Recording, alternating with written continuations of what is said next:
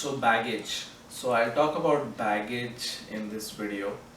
So since we had domestic and international flights, there was a bit of a situation with the baggage, both personally on our side and also with the airlines, right? So the the itinerary from Maldives to Toronto via Doha, so that allowed us 23 kgs, uh, two bags worth 23 kgs per person.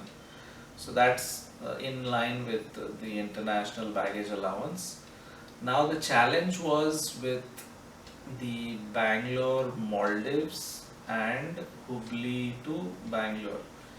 So I don't know why it's not considered fully international, the Bangalore Maldives, but they allowed only one bag per person, 20 kgs each, right? But since we had the travel agent doing the bookings for us, so she booked an additional bag of 20 kgs per person, so that that helped us with the onward journey as well. And that was Indigo. Okay, so let me let me recall. Sorry, it wasn't Indigo. It was Go First Airline from Bangalore to Maldives. So she pre-booked the additional baggage of 20 kgs, so that was okay. Now from Hubli to Bangalore, it was Indigo. Okay, I tried to see other airlines, but there was nothing else. Indigo and Star Air was there. These are the two airlines which were operating from Hubli to Bangalore. Go Air maybe was there before, but this time it wasn't there. So now the domestic flight from Hubli to Bangalore, it was one bag per person, and the weight allowed was 15 kgs. Now we have a situation here, right? So what we tried to do as a first step, since we have been through this situation before, so we tried to work with the travel agent to see if we can get an Indigo flight from Bangalore to Maldives, so that we can talk to the Indigo guys and have them allow us the international baggage allowance, right? Showing them the itinerary from Bangalore to Maldives, they may allow us in the Hubli Bangalore flight as well. Apparently she tried to check on that, but she couldn't find any Indigo Airlines from Bangalore to Maldives. Now we are stuck, right? So I tried calling Indigo Airlines about the situation, but come on, it's a known fact, right? And they want to make business out of this situation. So what they said is you can pre-book the additional baggage online so that you can get a little cheaper. So it was around 100, I think 100, or I don't know, 150 rupees cheaper than the airport rate. So airport it was 500 rupees per kg, okay, for additional weight. An additional bag was around, I don't know, 750, 800 rupees for the additional bag. So this was the situation actually. So our total bags were 3 bags, and the total weight was actually more like 63 or 67 kgs, right? So this was the situation, and I had pre-booked only 8 kgs additional for both of us.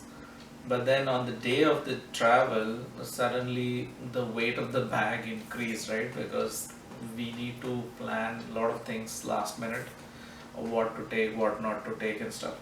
So that additional weight, we couldn't get rid of it, and we had to go ahead with that. So we knew that we had to have a interesting conversation at the counter with the Indigo person. So we tried hard to bargain with them that okay, we have an international connection, and also we pre-booked already an additional bag, but since there were changes this morning, and it doesn't allow to pre-book if you had already pre-booked for the passenger. So that's a weird thing. If you do it online, then you really have to plan how many kgs you want to buy, because once you book it, it's done. You cannot pre-book any further online. And even the customer service folks told us that, oh, you already did the booking, pre-booking, and only one additional bag and one additional, what do you call, booking, pre-booking is allowed for the bags. So we explained all that at the counter, but they didn't help us. They were saying that it's all in the system, we cannot do anything.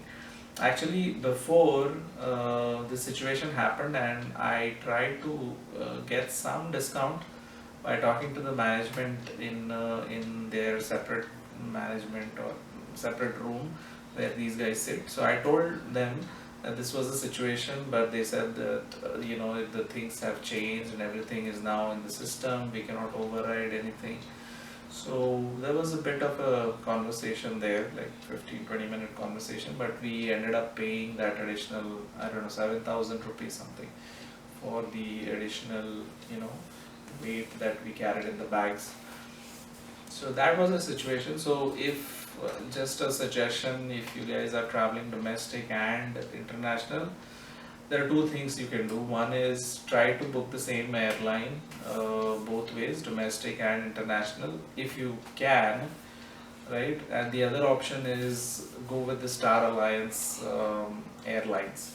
So if you book through Star Alliance members, then they allow the international baggage allowance in the domestic airline as well.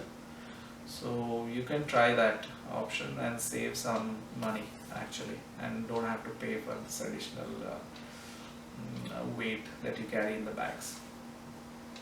So yeah, this was the situation with the baggage. But from Maldives onwards, yeah, everything was fine. It was 23 into 2 per person, so we didn't have the full capacity. We had like 63 something, so we still had some room, so it was okay after Maldives. So yep, so that was the situation with the baggage. Okay, bye bye.